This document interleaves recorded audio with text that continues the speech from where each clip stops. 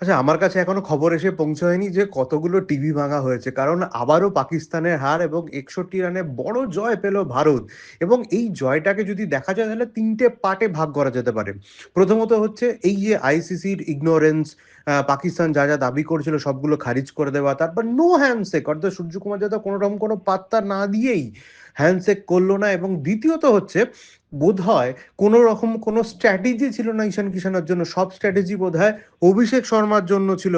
তাই ঈশান ঝড় সামলাতে পারেনি, স্ট্র্যাটেজি সমস্ত বিগড়ে গেছে, ওলট পালট হয়ে গিয়েছে পাকিস্তানের। এবং তারপর যেটা আর একটা আসতে হবে, ১৭৫ রানের এই মাঠে, প্রেমাদাসা মাঠে এত বড় টার্গেটের সামনে ভারতীয় বোলারদের কাছে কার্যত ভেঙে পড়ল পাকিস্তান।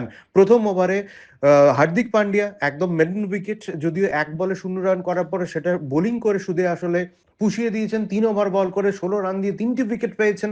তারপর হার্দিক পান্ডিয়ার পর জসপ্রীত বুমরা, তিনি বিধ্বংসী বোলিং করেছেন।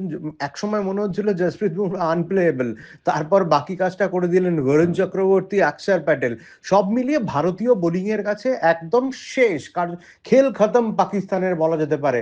এবং আবার একটা হার, এই পাকিস্তানকে হারিয়ে টি-20 বিশ্বকাপের সুপার 8-এ উঠে গেল ভারত। অর্থাৎ এর পরের ম্যাচ রয়েছে 18 তারিখে, এবং সেই ম্যাচ কার্যত নিয়মরক্ষার ম্যাচ হয়ে দাঁড়ালো। এবং সুপার 8-এ উঠে যাওয়ায় ইডেন গার্ডেন্সে ভারতের খেলার সম্ভাবনা বাড়লো। সম্ভবত ওয়েস্ট ইন্ডিজ অথবা ইংল্যান্ডের সঙ্গে ম্যাচ পড়তে পারে ইডেন গার্ডেন্সে। তবে আজকে একটা কথাই বলতে হবে, পাকিস্তানকে গোহারান হারালো, ৬১ রানে ভারত জিতলো।